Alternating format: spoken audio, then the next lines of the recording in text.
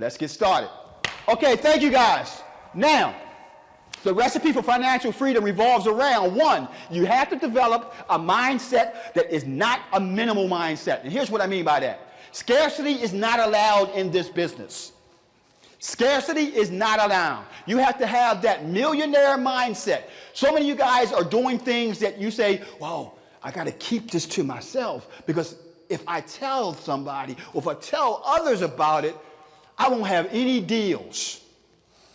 No one in this area has pockets deep enough to buy every deal. No one.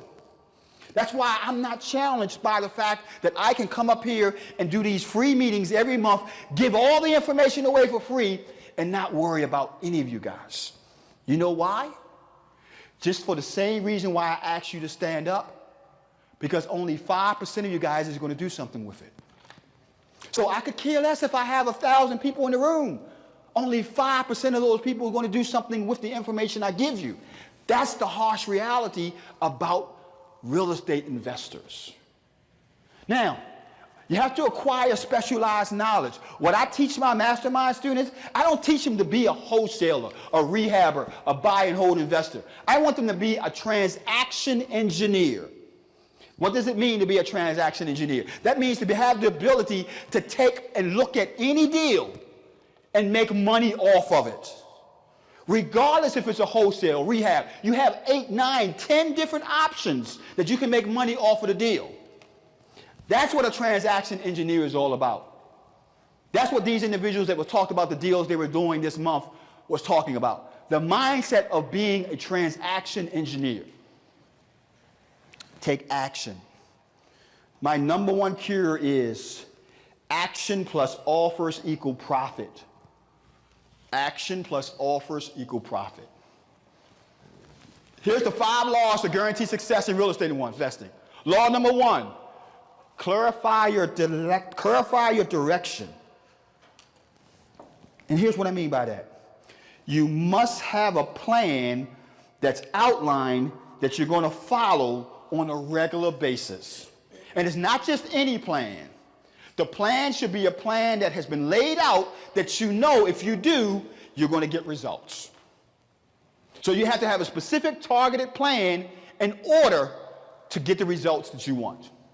Strategize your actions. In other words, every minute of every day that you're doing your business, it should have a purpose. From 8 to this time, I'm doing this. From 7 to this time, I'm doing that. From 2 to 3, I'm doing this, and so on and so on. A great tool you can use in order to keep track of that, and it's free, is Google Calendar. You can set up your whole business in Google Calendar as to what you're doing each and every day. As a matter of fact, each and every one of you should have your whole calendar laid out for month after month after month, based on the actual clarity that you have in the plan that you're going to execute. Upgrade your skills. In other words, once you master a strategy, add more tools to it. So nothing wrong with being a wholesaler, nothing wrong with being a rehabber. But however, what are you going to do with the deals that come along that doesn't fit any of those categories? You're going to throw them to the side. You're not going to do anything with them. So that means that's money that you're missing out on. How can I monetize the deals that I don't want because it don't fit into the wholesale basket, it doesn't fit into the rehab basket, it doesn't fit into the buy and hold basket? How do I monetize those deals? That's what I'm telling you need to do. Optimize your environment, and here's what I mean by that. Keep your actual mind clear of all crap. If you're spending 3 hours a month watching Power, Empire, that's 3 hours you're taking away from doing your business, from making money in real estate investing, from achieving the success that you're doing. Understand that you have to treat this like a business, not like a hobby. Cut out any and all crap that's not going to take you to your end goal. That's what you have to do if you want to be successful in this business. Master your mindset. Stay focused. That's the key. What I have in store from you is some of the most significant bookmarks that we use in our business to grow our business. That's the reason why I'm in 6 different markets. That's the reason why I'm doing all kinds of deals. And I'm going to show you that when you be a transaction engineer, it's not about jumping out there and shooting before you know what to do with it. I'm going to pull back the curtain and show you what kind of revenue you can make as a transaction engineer. Okay, marketing strategies. This is what we're doing to generate leads. Starting with, we network. You should be joining at least 10 meetup groups, 10 Facebook groups, and you should be visiting at least 3 meetups a month. With this strategy in place, you can get between 80 to 100 contacts per month. Those contacts will be individuals you can partner with. Those contacts would be deals. Those contacts would be buyers. Those contractors would be wholesalers. These are all contacts that you need in your business for success. Probate marketing. Doing our probate marketing. These are actual strategies in which we work with the personal representative. We don't work with the attorneys when we do probate marketing.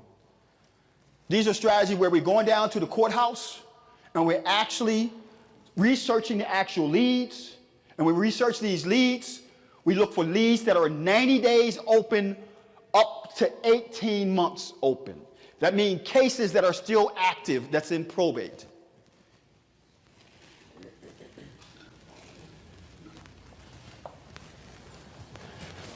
Tax foreclosure redemptions.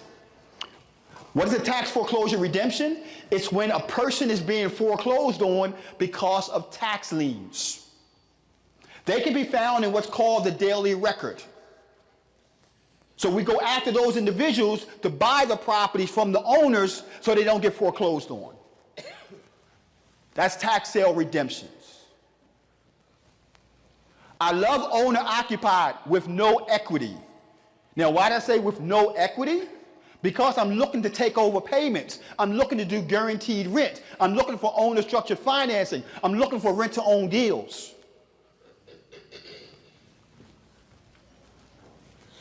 Vacant properties. Excuse me, I skipped absentee owners. Absentee owners in our targeted zip codes with equity in their property, high income to debt ratio. I like these deals because they're targeted. We don't just say we want people that are absentee owners in this zip code. My mastermind students and I, we go 3 to 5 levels deep in the targeting. Why? Because when we get a phone call, we know we got a deal. As opposed to the general targeting where you just throw something in the zip code and hope you find something. That's a waste of money. I need my money to count for something. That's why I'm going after 3 to 5 levels deep. And where you see these 3 levels deep and so on, that's what that means.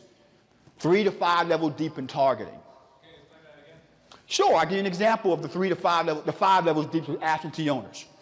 Absentee owner in a particular zip code with equity in their property, high income to debt ratio, with multiple trade lines. That's 5 levels deep. That means when that person calls, I know I got opportunity. I know I got a deal. Because of all those things I add into my list prior to reaching out to them. Now, the company that can give you that is a company called Dunhill Services or Dunhill International. Dunhill International. They do all the states. They're a list broker company. DUNHILL International. Contact person's name is Chrissy Milano. Chrissy Milano. Just do a Google search, you'll find a telephone number. Now, vacant properties. Self-explanatory, high motivation. The property is vacant. Could be an opportunity there for a good deal. Inheritance. That's somebody who was in probate. Now the property is no longer in probate. It was actually turned over to the estate, and somebody has actually inherited the property. That's an inheritance list. Driving for dollars. We love driving for dollars, but we add door hangers to the driving for dollars. So that strategy incorporates driving the neighborhoods, and incorporates knocking on doors, and it also incorporates hanging up door hangers on the neighborhoods that we're driving through. That's the twist that we add to driving for dollars. Expired listings. I love expired listings. 90 days behind. What I mean by that is, these are expired listings that have been expired or withdrawn for at least 90 days and have not been put back on the market. Expired listings. 30, 60, 90 days late on mortgage, which is also known as pre-foreclosure. 30, 60, 90 days late on mortgage or more. In Maryland, you have a law you have to be careful about. But in other cities and states, you don't have to worry about it. You can go after individuals that are in pre-foreclosure. Very highly motivated, very highly targeted. Franklin, I think one of your deals, the person was in pre-foreclosure, right? And this guy did 4 or 5 deals in 1 month. 3 of them was in foreclosure. And the good part about his deals, 2 of them would wind up being short sales, and 1 of them was a property where the owner didn't live in the property. It was a rental. Now, here's the key about the Maryland law. If the owner doesn't live in the property, you can go after them all day long as a regular investor. But if the owner lives in the property and is more than 60 days late on the mortgage, you got to tell that homeowner, that's only if the owner lives in the property, you got to tell that homeowner they have to have a real estate agent to work with before you can buy the house. That's the summary of the Maryland law. It's called Protection of Homeowner and Foreclosure Act. So over 60 days late on their mortgage, they have to be represented by an agent before you can buy the property, unless the property is vacant or unless it's an investment property. It doesn't apply if it meets one of those guidelines. Code enforcement violation. Self-explanatory. These individuals are going through violations with the actual city and state. They got violations on their properties. They get fined and so on. High motivation. Facebook virtual bandit signs, I'll show you those. And Facebook list stacking, I'll show you that during this presentation as well. But these are the majority of the strategies that we do on a regular basis. This is by no way, shape, and form means for all of them. But on a regular basis where I find the highest amount of conversions, the highest amount of deal generations. Key here, guys, is 1, 2, 3, 4, 5, 6, 7, 8, 9, 10, 11, 12, 13 marketing strategies. Many of you guys aren't even doing 2 marketing strategies a month. Reason why all these marketing strategies? Because sometimes the strategies don't work. You need more than one place to fish if the pond goes dry. If you only have one pond to fish, then the likelihood of you getting deals on a regular basis could be very slim to none. So keep your minds open so that you have more opportunity, meaning more marketing strategies. And there's a way you should be doing these strategies, not just trying to do all these strategies at once. What I teach my students is this approach. We go through one strategy, get it up and running effectively for at least 2 weeks, then we add another marketing strategy, then another marketing strategy, then another marketing strategy. That's how it should be done. That way you have the strategy up and running and working. You know the ins and outs of that strategy before you add a second one to the wheel. By the end of the month, you should have between 3 to 5 marketing strategies you're doing every month or more. That's how you generate 5, 6, 7, 8, 9 deals a month. That's the key. Any questions so far? Yes. Within those 2 weeks, what are some signs that verify that it's working? Well, you can't verify if a strategy is good or bad until after 3 months of tracking. 2 weeks ain't enough time to verify if it's good or bad. 2 weeks is enough time to get it up and running than adding more tools to that toolkit. You need a 90-day window to verify if a strategy is good or bad. And the data that you're looking for is this. You're looking for the amount of calls, the amount of appointments, the results of those appointments, and how many you closed.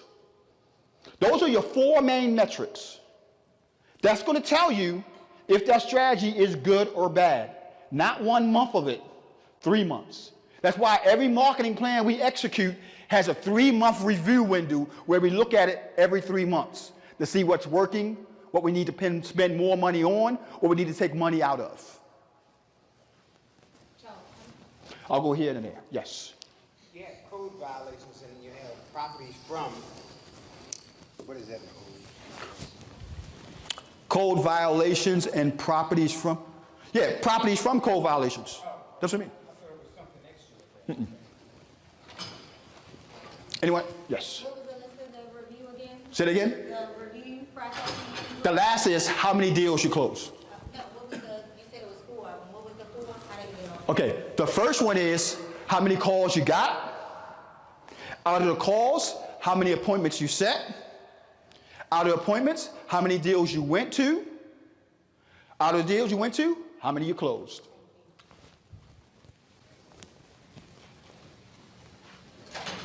Now, key here, consistency. It goes back to what I mentioned earlier. You have to consistently do your plan on a regular basis for at least 3 months. That's the only way you're going to be able to tell if it's working or not working. Now, when I talk about transaction engineering, and I'm talking about doing and learning all these strategies, I don't mean you have to do the strategies. What I mean is you have to know how to get paid from the strategies. I'm going to say that again. You don't have to do the strategies. You just need to know how to get paid from them. So what are the strategies of a transaction engineer? Number 1, wholesaling. We know what that is. You take a property, put it under contract, sell your actual contract to an end buyer. That's wholesaling. Number 2, rehabbing. Same scenario. Basically, all you're doing is you're the end buyer and you're going to fix up, rehab the property and sell it most of the time to the general public. Number 3, buy and hold. This is a strategy that is one of the classic strategies of real estate investing. Unfortunately, many of us do it wrong. And what I mean by that, the perfect way to do a buy and hold deal is to get in that deal at 70 cents on the dollar or less after everything has been paid. And this is the simplest way of doing it. If you're all in at 70 cents on the dollar or less after everything is paid, now you can get and refi that property with 30% worth of equity and 0 money out of your pocket. It's that simple. It's really not hard. If you look at your numbers and the numbers allow you to do the deal, buy it, rehab it, fix it up, and you're in at 70 cents on the dollar, you refinance the property, get all your money out of it, and now you have 30% worth of equity as well as cash flow and property. That's the classic way of doing this business. That's the classic way of buying and holding. Guaranteed rent. Oh my God, I love this one. Guaranteed rent is nothing more than taking over somebody's property by promising to pay the rent. And then when you take over that property, hold on one second. Yes. Hold on 1 minute, guys.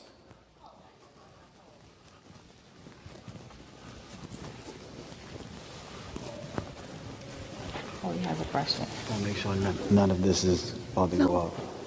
No, you're good. Thank you. Sorry. That's okay. Like I was saying,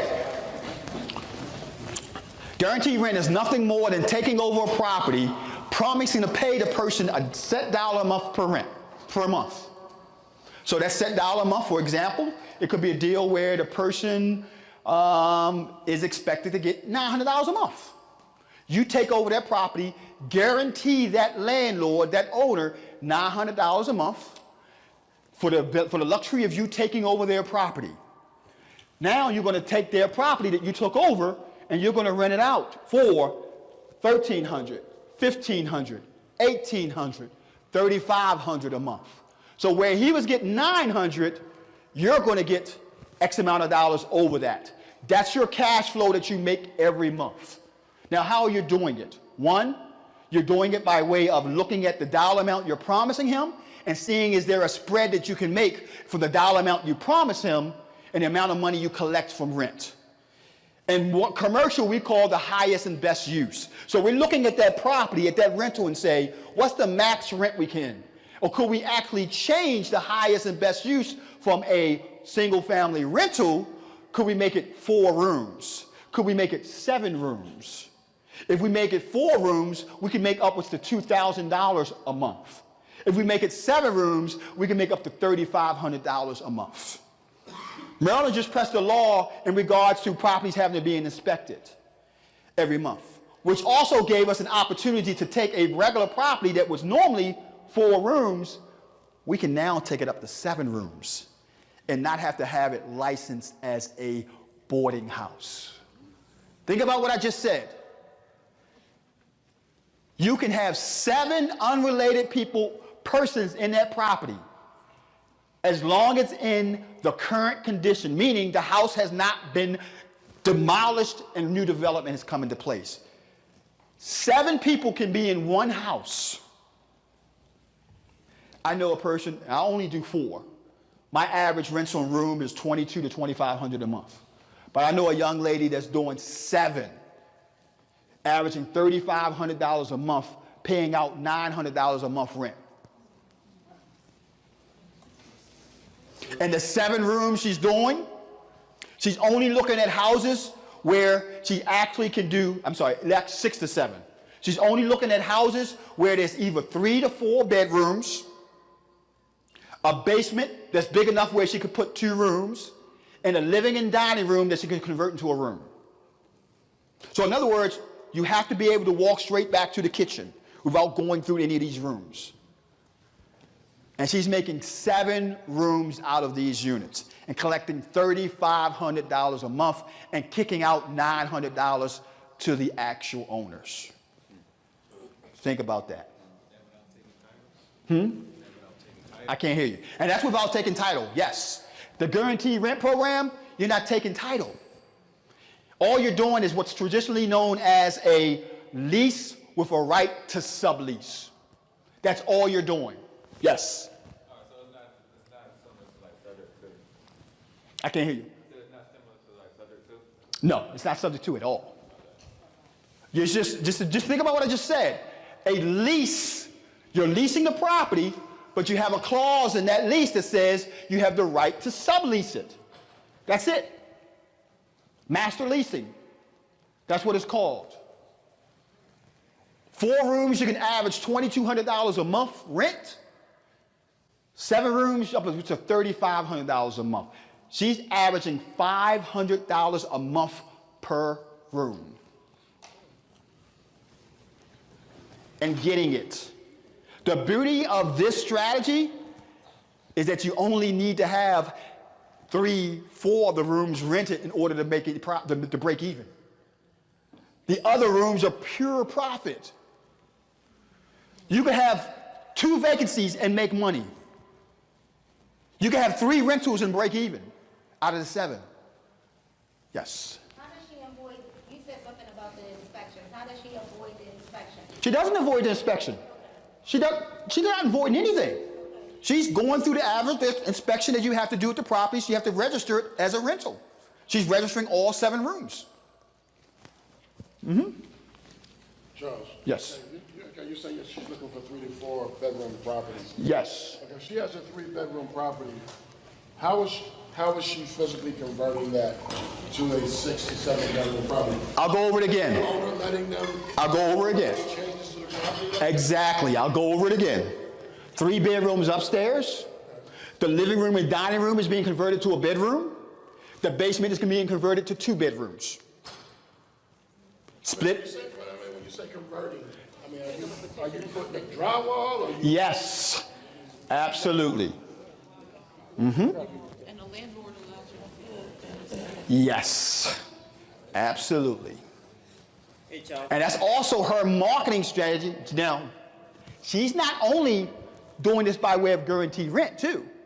She's also looking for properties, rentals to buy like this as well, by way of lease with option to buy. But go ahead, yes. What's the best way of collecting rent for such cases?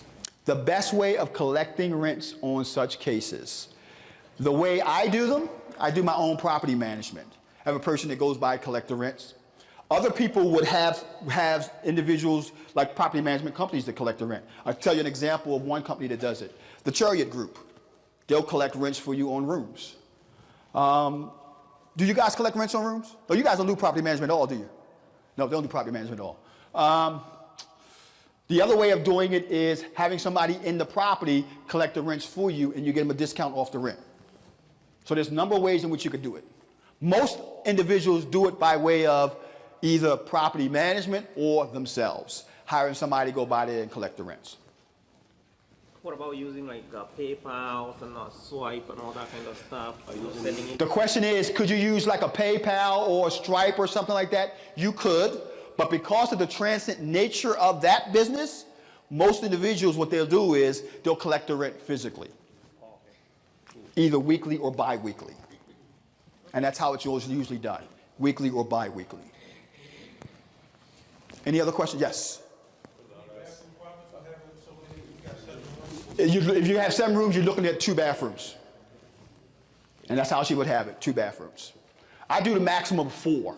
And 4, I have 1 bathroom on average. Sometimes I have a half a bath, but mainly it's 4 with 1 bathroom. Now, here's the reason why. Simple. How many people live in a 3-bedroom house? You said 3 bedrooms? Usually 4. Man, wife, child. So it's usually 4 people in a bedroom house, in a 3-bedroom house anyway. So whether it's a 3-1 or 3-1.5, it's usually the same situation.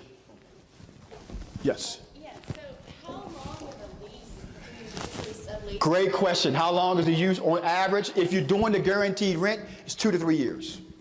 Oh, okay. And do the tenants ever have disputes? Hold, let's back up a second. When you say how long is the lease, are you talking about the tenants or are you talking about the owner? Sublease. Okay, the sublease is usually month to month. Okay. The sublease is a month-to-month lease. They don't like each other, they can move. Exactly. Not to mention, you don't want to give them a long-term lease anyway. You want to be able to evict immediately if you have to. So you do month-to-month lease on room rentals. Charles, Yes. everybody uses the kitchen. Everybody uses the kitchen. Once again, on a 3-1, how many people is in the house? 4. So how many people are using the kitchen? 4. So it's the same as a normal house. Now, when you do 7 rooms, that's why I say I don't go up to 7. I don't go up to 7. That's daring in my opinion. But that's exactly what she's doing. As a matter of fact, she's going to be at next month's Real Meals and Deals and tell you exactly how she's doing it. Not this month, but next month. This month, we're going to have a young lady talking about how she's doing assisted living. So that's next Wednesday. No, this Wednesday. This Wednesday, I'm sorry. Now, lease options is another strategy that we do. Now, lease options is nothing more than getting a property, putting it under contract, and finding a rent-to-own buyer for that property. Yes? Who's actually responsible for like gas? The person who's doing the lease with the owner is responsible for gas and electric. Okay. So when I do my rent-to-owns, when I do my guaranteed rents, part of what I'm paying out is between $230 to $280 a month for gas and electric. So out of the $2,200 I'm making, $900 is going to the landlord, $250 is going to the gas and electric, and the remaining balance is going in my pocket. Great question. I provide internet. But there are investors out there that don't provide it, and they charge extra for it. They even charge extra for Windows AC. What about cleaning service? Do you clean? The people, because they're adults, they're responsible for cleaning their own house. That's part of the house rules. Is that common area, living room? The common area is the common area. It's for everybody's use. Great question. Lease options, rent to own. I'm taking a property. Instead of me controlling that property and putting a renter in there, I'm going to control that property and put a rent to own buyer in there. I got 3 different ways to make money when I do a rent to own.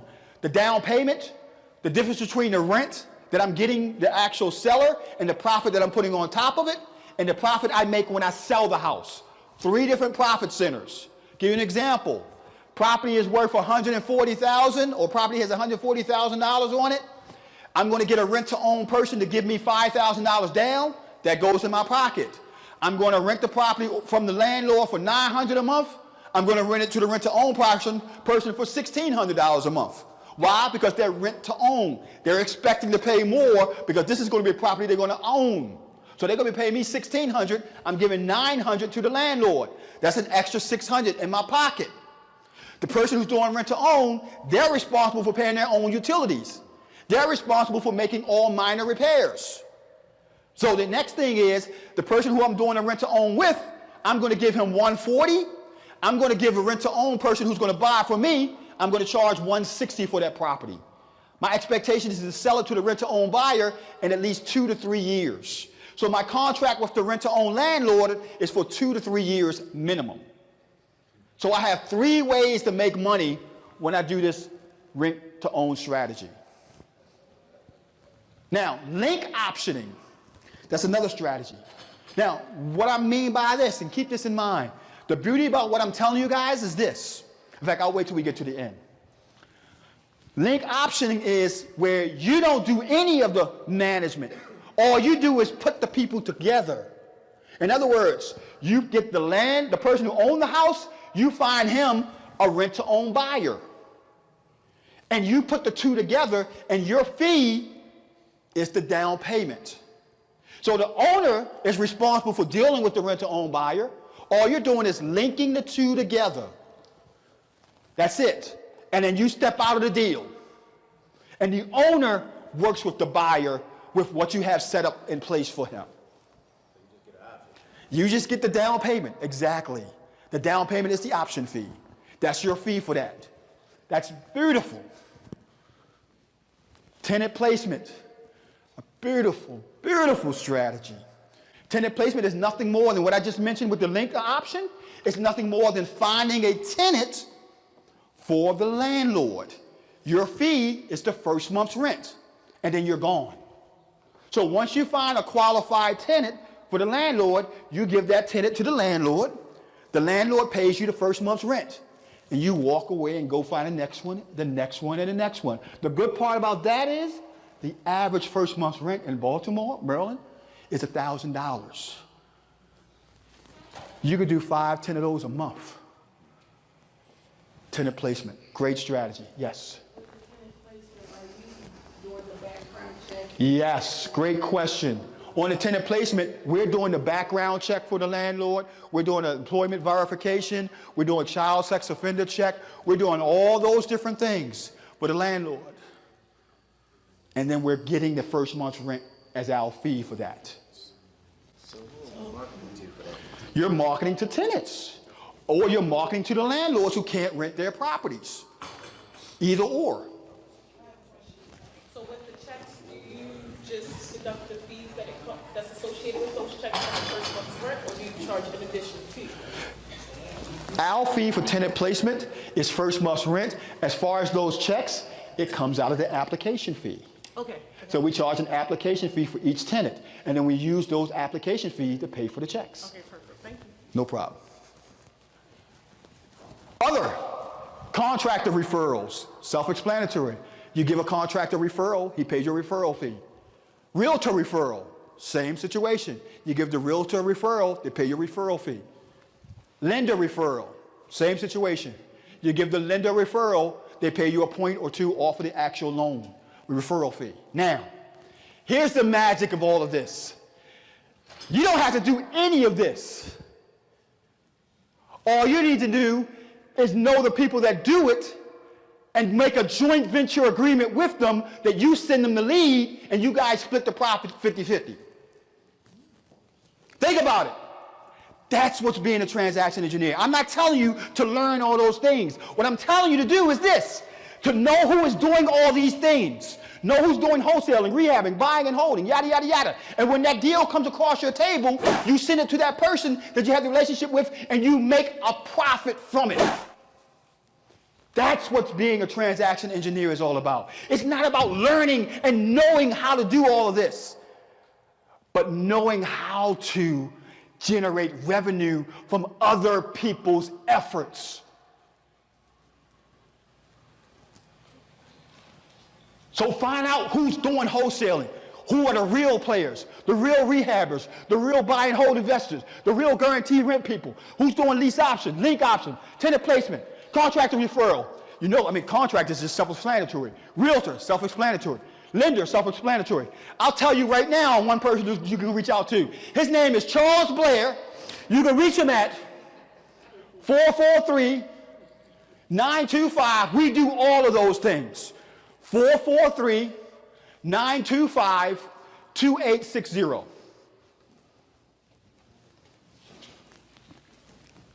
I make on average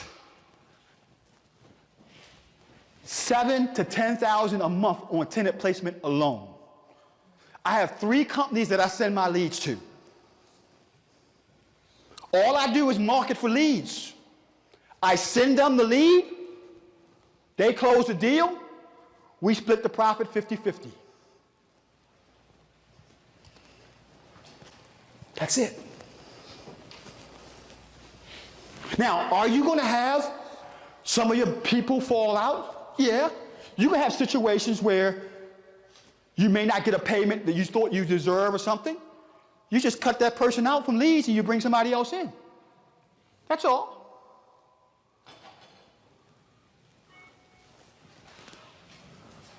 And that's a rarity when that happens. So think in terms of this. You're not learning all of this.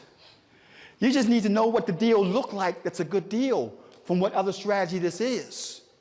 And then you have a team of people already that you've joint venture with, you created a joint venture agreement with, and you send the deal to them, and you guys split the profit. I'm not telling you to stop wholesaling. No. All of my mastermind students wholesale. All of them rehab. All of them do buy and hold investing. But they also have other profit centers that I teach them and structure them. When they call me, I look at the deal and I say, this is where we can make money. Bam, bam, bam, bam, bam. Until their knowledge is to the point where they can do what I just did. This goes back to what I talked about as far as a mentor. That's what I'm talking about. But don't be a wholesaler. Be a transaction engineer.